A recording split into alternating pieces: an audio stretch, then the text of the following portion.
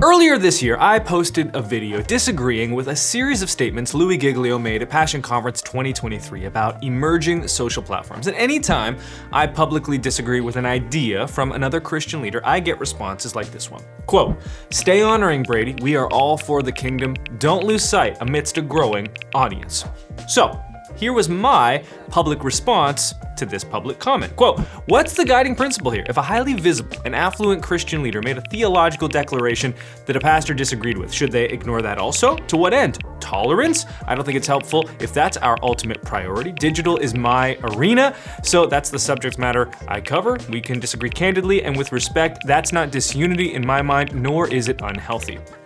Now, it's important that we don't get off course here. This video is not about the person that made this comment, which is why I blurred out their name to make them anonymous. This video also is not about my feelings. This dialogue happened earlier this year, and I went back and forth debating on if I was even gonna make a video about it at all. So as much as I appreciate the sentiment, I don't need anyone to gas me up in the comments. But the reason I finally decided to make this video is because this person's comment is a very common mentality, probably not shared by a majority of Christians, but shared by a group that tends to be very vocal. And if you are a Christian leader yourself, it is inevitable that you will encounter this mindset. So, what do you do about it? And for me, there are three guiding principles that I look to when navigating these kinds of situations. Principle number one, disagreement is not disrespect.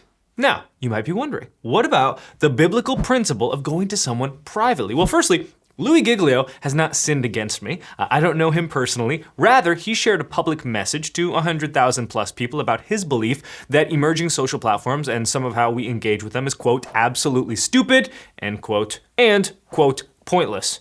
End quote.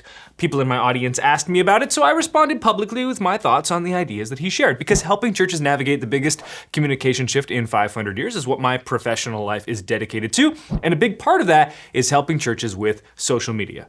So, why make the video in the first place? Because a public declaration can merit a public response. And that's my second guiding principle for these types of encounters. A public declaration can merit a public response. Now, pay attention to the wording there. I didn't say a public declaration must merit a public response or that it even should merit a public response, but simply that it can. So use your discernment there.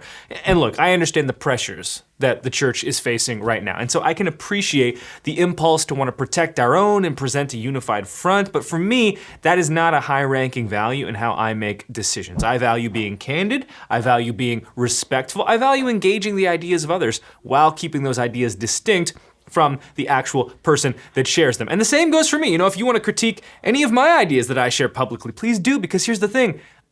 I am worried about tribalism and walking the party line to maintain strength as a group at all costs.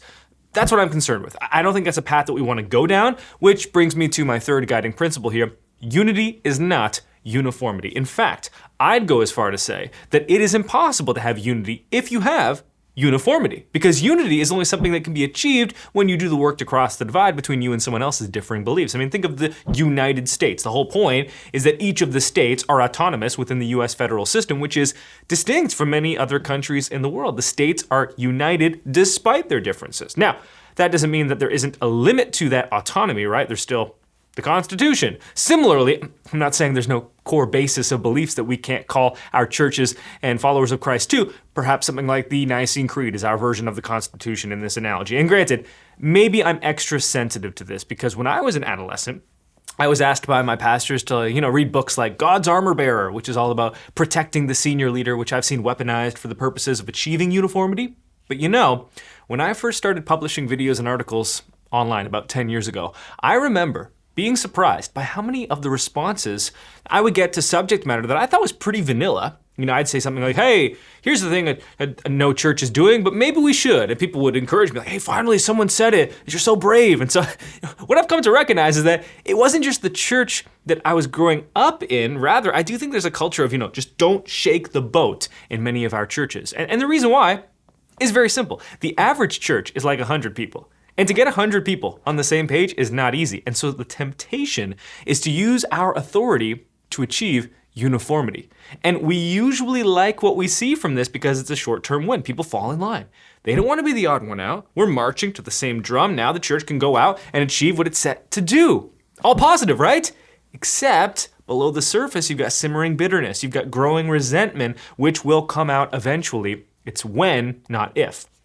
There is a better option though, albeit a bit more challenging one, and that is to unite the church under a shared vision. And there's that word unite again. In this way, the togetherness is not achieved by demanding everyone think and act the same way. The togetherness is achieved by uniting under that shared vision despite our differences, despite our varying perspectives. At my company, one of our values is say the quiet part out loud. When we've talked about 3 guiding principles in this video, disagreement is not disrespect, a public declaration can merit a public response, and unity is not uniformity. Okay, but how do we actually meet these objectives? Our favorite method in my company, say the quiet part out loud. Here's how I have it written in our values document. Quote, we value speaking plainly. This could mean talking openly in difficult situations, not shortcutting conflict resolution, or simply refusing to let bitterness simmer by letting things go unsaid. Fundamentally, we don't believe in trying to hide the real thing we're trying to say. Basically, do you want discomfort now or later? If we demand uniformity, we might see the behavior we want in the short term, but it's rotten fruit because resentment and bitterness are growing beneath the surface. Alternatively, if we say the quiet part out loud, it's uncomfortable right away, but we do the work up front to build and maintain our unity. And hey, if you liked this video, make sure to subscribe and hit the like button. And if you're wondering, what other things does this guy have to say that are upsetting his fellow Christians? Well, the next video you should check out is this one. Don't give mugs as free gifts to church visitors. The controversy, I just can't escape it. I'll see you in that video.